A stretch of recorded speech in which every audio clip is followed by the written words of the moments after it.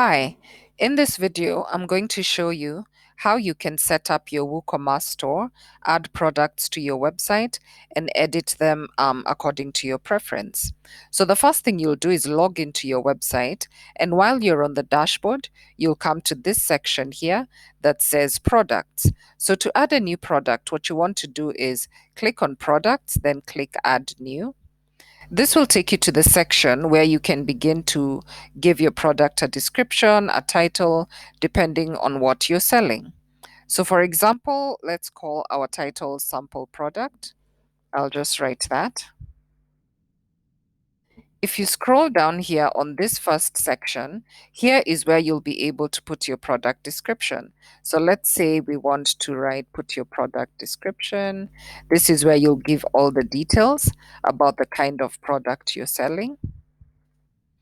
Then you'll scroll down here to this section, and the first part here is where you'll price your product. So let's give this product 300 pounds. So just put that.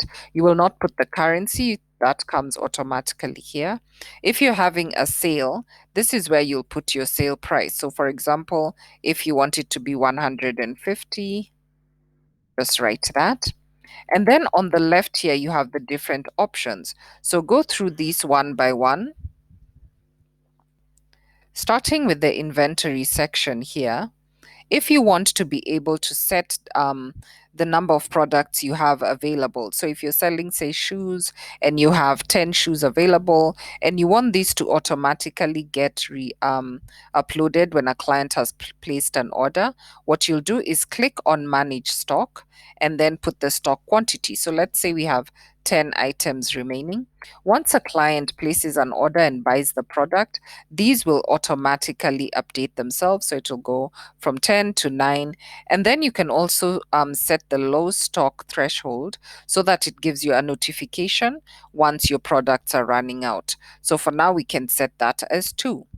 On the shipping section here on the left, you'll be able to put in your product details with regard to how heavy your product is, the dimensions. This is not mandatory, but it's according to your preference. So feel free to go through these other sections here and customize to your preference. If you scroll down here where it says product short description, this is usually the text that you will see besides the image. So let's just write that. So on the top there, that's the product description. And this part here is where you'll just be able to put 1 or 2 lines about your product. Now you want to give your product an image. So on the right here, click on set product image. This will take you to your media library, which comes with pre-installed images that came with this theme. Ideally, you'd probably have your own images. So if you have the specific image for the shoes or the bags you're selling, go to Upload Files, select Files, and choose where those images have been saved, whether it's your desktop, your downloads folder. But for now, if I go to the media library, let's set this as the product image, then click Set Product Image. Now, sometimes you'll have multiple images that you want to set for a specific product. So if you're taking different angles, so on this section here that says Add Product Gallery Images, that's where you can go and set a number of images. So for example, let's click that one. Then on the bottom right, you'll say Add to Gallery. Click that again and click that. Add to gallery. So this is how you can set multiple images. Then you want to scroll up here. So scroll up here to this section. And when you get to the product categories, this is where you can set up different categories for your product. So for example, if you're selling bags and you're selling shoes, or if you're selling stationery, you'll just set up the different categories. So for example, let's add a new category and call it bags. Then click on add new category. So whenever you're uploading bags and you want them to go to this specific category, just click on the check mark here and it will go to that category. But if you don't want it to fall in any specific one, just leave it on uncategorized. Then now you're going to hit publish. So now if I go back to the front end of the website, I'll click on the site title on the top left here, click on the shop page, and we should be able to see the product that we just published. So if you scroll down here, this should be it, sample product. And you can see the sale sign because we set this one to have a sale. So if anyone clicks on this particular image, over here on the right, you can see the title of the product. Because we set it to have a sale, you can see the original price will be set. This part here is where we set as the short description. So this is what your clients will immediately see. Availability here is what you'll be able to set up as the number of items you have in stock. Then if you scroll down to this section here, you can see the categories. So we had set this to go on both bags and uncategorized. This section here is the product gallery. So we set multiple images. As you can see, these are changing. And then if you scroll down here, this is where you'll have your long description. Clients will also be able to leave reviews on your website by clicking on this section, leaving a review, and pressing submit. So before you begin selling on your website, you'll want to go back to the dashboard on the top left here, and then click on the WooCommerce section and click on Settings.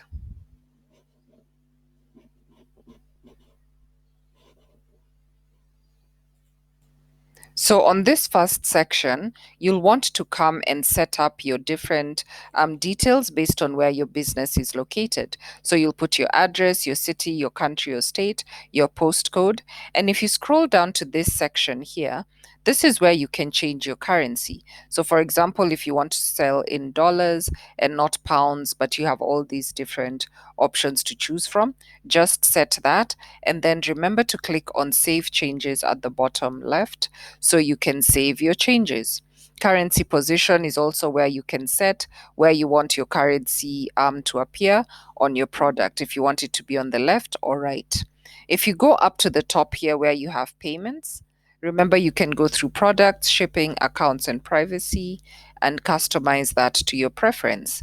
The payment section here is where you'll set up what kind of payments you want to accept on your website. So for example, if we choose to accept PayPal, you'll just click on this to activate it and then click Save Changes. So if you scroll down here, you can see PayPal has been activated. Now to set the specific account, what you're going to do is click on Manage, and this is where you can set the specific PayPal address or email or account that you want to be receiving the payment. So come and put the details on here, and remember to save the changes on the bottom left.